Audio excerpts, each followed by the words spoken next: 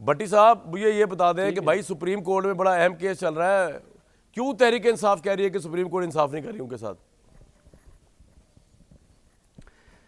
پہلی بات تو یہ کہ عفنان بھائی کو کہیں کہ آپ کو چھٹی مل گئی ہے، آپ نے سبق بھی یاد کیا اور آپ کو چھٹی بھی مل گئی اور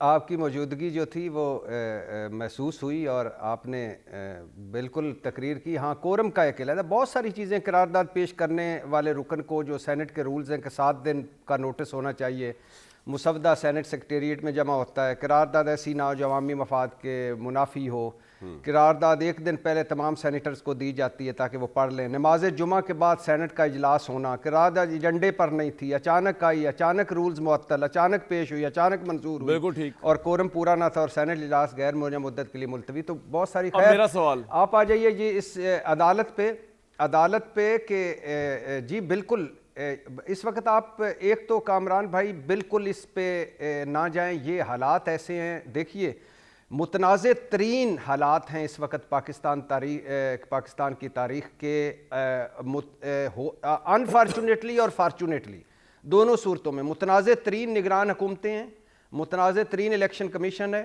متنازع ترین بیوروکریسی ہے، متنازع ترین فیصلوں والی عدلیہ ہے، متنازع ترین سیاست ہے، متنازع ترین حالات ہیں اور متنازع ترین الیکشن کا ماحول ہے. اب آپ اس میں مت جائیے کہ مثال کے طور پہ کہ یہ سائفر کیس میں سپریم کورٹ میں جسٹس اطہر من اللہ صاحب نے عمران خان کو معصوم لکھ دیا. اس کے بعد مسلم لیگیوں نے اور پی ڈی ایم نے 7 پریس کانفرنسیں کی اور اطہر من اللہ جو ان کے فیورٹ جج تھے ان کو بندیال صاحب کے ساتھ ملا دیا اور کہا گڈ ٹو سی یو، ایک دہشت گرد کو گڈ ٹو سی یو سے معصوم کہا جا رہا ہے. تو حالات ایسے ہیں کہ وہی مثال کے طور پہ وہی جسٹس طارق مسعود صاحب جن پر عدم اعتماد کرتے ہیں تحریک انصاف والے کہ آپ اٹھ جائیں، جب وہ حق میں فیصلہ ان کا 3 رکنی بینچ دیتا ہے اور کہتے ہیں اس 3 رکنی بینچ کی لیول پلینگ میں کہتے ہیں کہ عثمان ڈار کی والدہ کے ساتھ جو ہوا، جی ضمانت دیتے ہیں 3 رکنی بینچ عمران خان کو. جی بالکل ضمانت دیتے ہیں تو پھر اس کے حق میں ہو جاتے ہیں. اور یہ حالات ایسے ہیں نا کہ اب بال ٹو بال کمنٹری ہو رہی ہے اس جگہ پہ. فائز عیسیٰ قاضی صاحب اور ڈیفینیٹلی میں یہ ایوری باڈی کین فیل کہ ایک ہے لیول پلینگ فیلڈ کی کیس تھا جس میں قائم مقام چیف جسٹس اس وقت تھے سردار طارق مسعود، منصور علی شاہ اور اطہر من اللہ. دوسرا ابھی یہ فائز عیسیٰ قاضی صاحب کا توہین عدالت کا اسی لیول پلینگ فیلڈ کا ہے. تو بالکل اس میں ڈیفرنٹ فیل ہوتا ہے، محسوس ہوتا ہے کہ فائز عیسیٰ قاضی صاحب کی عدالت میں جب بات ہوتی ہے تو وہ پوچھتے ہیں کہ یہ کون ہے فرخ حبیب، یہ کون ہے شیخ رشید، یہ کون ہے صداقت عباسی، یہ کون ہے عثمان ڈار. یہ بھی کہہ سکتے تھے کہ یہ درخواست گزار نہیں ہے، ان کا اس وقت وکیل کوئی نہیں تو آپ بات نہ کریں. اور یہ کون ہے عمران ریاض، کب سے ہے لاپتہ ہے بھی کہ نہیں. اور جب آپ تپش برداشت نہ کر سکتے ہوں تو کچن میں کھڑے نہ ہوں. اور پھر یعنی بڑی دلچسپ ہے، اس میں کوئی شک نہیں کہ تحریک انصاف کے وکیل اب وکیل کم رہ گئے ہیں، سیاستدان زیادہ ہو گئے ہیں، آپسی ان کی لڑائیاں بھی ہیں، تیاریاں بھی صحیح نہیں کرتے.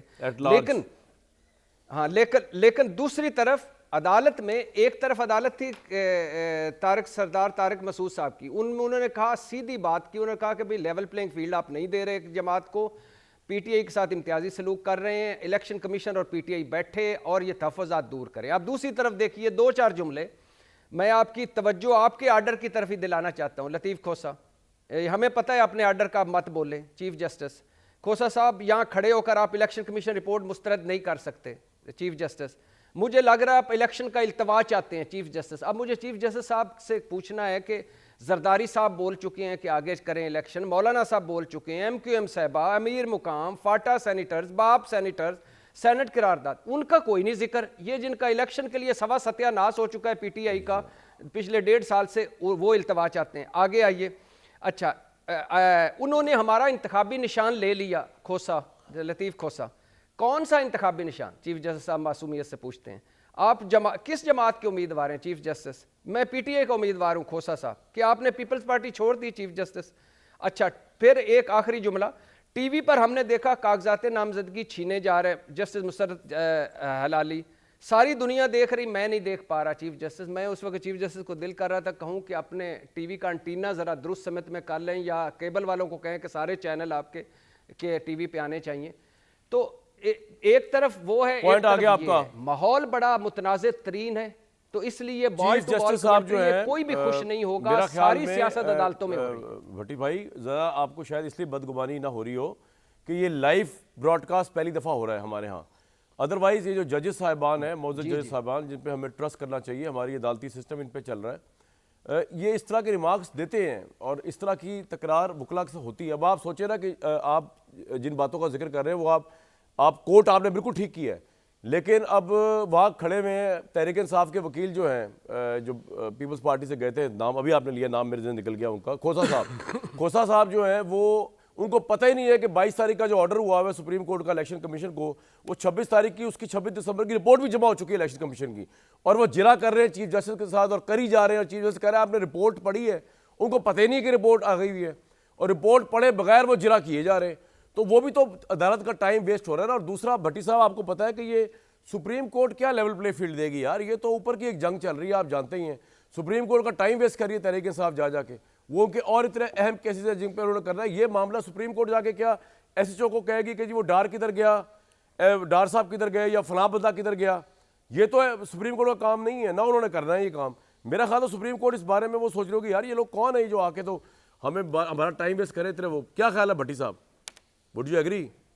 بالکل بالکل, یہی آپ کے اور چیف جسٹس صاحب کے خیالات بہت ملتے ہیں. یہی کہا انہوں نے. اچھا عمران صاحب, آپ کام ہی نہیں کرنے دے رہے.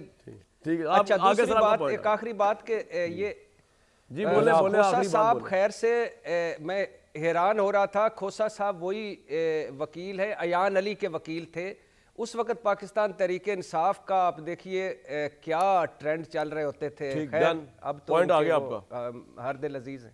پوائنٹ آ گیا.